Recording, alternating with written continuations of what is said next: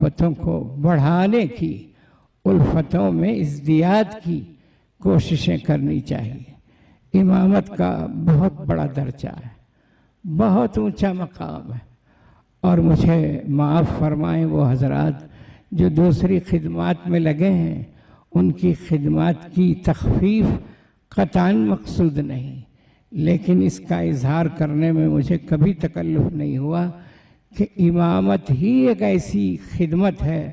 جو علی منہاج النبوت آج تک برابر سر منہ فرق کے بغیر جاری ہے، اور تمام خدمات میں کچھ نہ کچھ تبدیلی، کچھ نہ کچھ فرق، کچھ نہ کچھ تبدل پایا جا سکتا ہے۔ وہ غلط ہے یہ نہیں کہہ رہا ہوں، وہ بھی صحیح ہے۔ مثلا تعلیم و تعلم ہے، رسول اللہ صلی اللہ علیہ وسلم کا بہت بڑا فریضہ،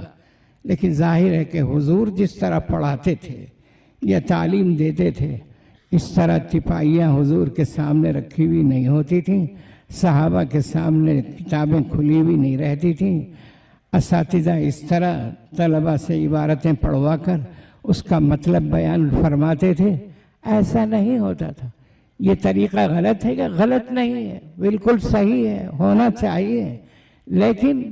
امامت کو دیکھ لیجیے، امامت میں رتی برابر کوئی فرق ہے کیا؟ وہی 5 نمازیں ہیں، وہی رکعتیں 4 اور 3 اور 2،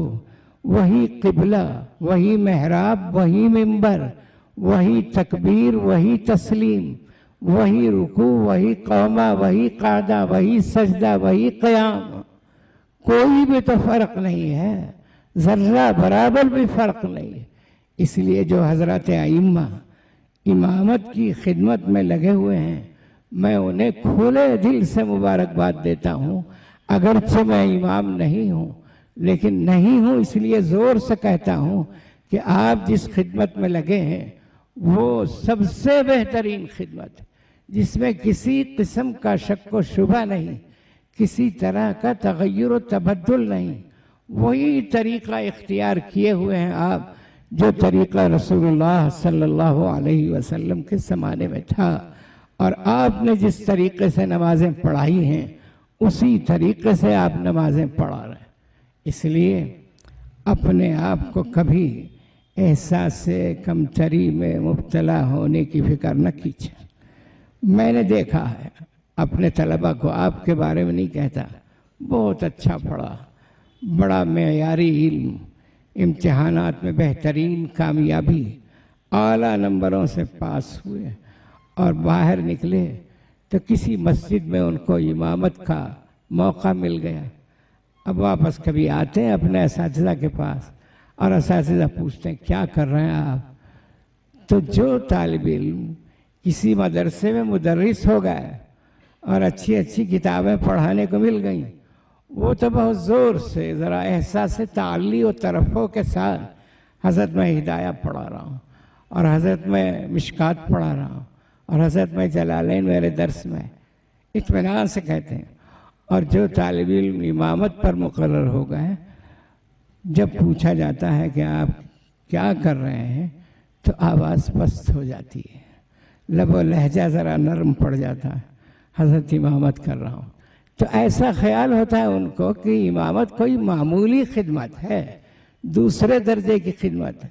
میں کہتا ہوں اللہ کا شکر ادا کیجئے کہ یہ وہ خدمت ہے جو بعینی ہی رسول اللہ کے طریقے پر انجام دی جا رہی ہے، جس میں کوئی فرق نہیں، کوئی تبدیلی نہیں، کسی قسم کا امتیاز نہیں۔ تو میں حضرات ائمہ کرام کے بارے میں یہ کہنا چاہتا ہوں کہ اللہ تبارک و تعالی نے انہیں رسول اللہ کے نقش قدم پر چلنے کی توفیق دی، اور اس خدمت میں لگایا جس خدمت میں رسول اللہ عمر بھر لگے رہے، کبھی ناغہ نہیں ہوا۔ سفر میں تشریف لے جاتے تو سفر میں بھی امامت فرماتے تھے، آپ حضرات جانتے ہیں اچھی طرح سے، 5 وقتہ نمازوں کی امامت۔ آج کل تھوڑی سی ترقی ہوتی چلی گئی ہے اس میں کہ ذرا بڑا عالم ہوا تو وہ 3 وقت کی نماز پڑھائے گا، اور بہت بڑا عالم ہوا تو صرف جمعہ پڑھائے گا، اور اس سے بھی بڑا عالم ہوا تو عیدین پڑھائے گا۔ تو یہ ہوا، لیکن رسول اللہ کا مرتبہ کیا ہے آپ جانتے ہیں، 5 वक्ता नमाजों की इमामत रसूलुल्लाह सल्लल्लाहु अलैहि वसल्लम बिला नागा बिला फरमाया करते थे। तो बुजुर्गान मुहतरम, अइम्मा को मुबारकबाद देता हूँ और उनसे गुजारिश करता हूँ कि आपके हाथ में है क़ियादत और आपके हाथ में है अवामुन्नास,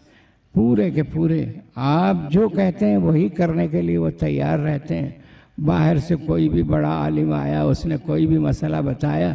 जो पहले से मुक्तदी हैं कभी कभी तो साफ कहते हैं ये सब छोड़ो मौलाना, हमारे मौलाना जो कहते हैं वही करेंगे हम। तो ये बार बार का तजुर्बा है। तो आपकी अकीदत और मोहब्बत अल्लाह की तरफ से मुक्तदियों के दिलों में डाल दी जाती है और आप उनको जिस सही रास्ते पर चलाना चाहें आसानी से चला सकते हैं। बुजुर्गान मुहतरम, बातें बहुत हैं। मैंने कुरान मजीद की एक आयत पढ़ी कि अल्लाह की इताअत करो, रसूलुल्लाह की बात मानो, आपस में तनाज़ो में न पढ़ो, फतफशलू, बुज़दिली तुम्हारे अंदर पैदा हो जाएगी और तुम्हारा वक़ार, तुम्हारी आज़मत और तुम्हारी हैबत ख़त्म हो जाएगी, तुम्हारी हवा उखड़ जाएगी। ये तनाज़ो आपस में खामखा के मसाइल में, उसकी वजह से उम्मत मुस्लिमा बेवक़ार हो गई है, बेआज़मत हो गई, उसकी हैबत ख़त्म हो गई। इस तनाज़ो को ख़त्म करना चाहिए। रसूलुल्लाह सल्लल्लाहु अलैहि वसल्लम ने इरशाद फरमाया कि जन्नत में दाखिला ईमान के बग़ैर मुमकिन नहीं और ईमान का दावा सही नहीं।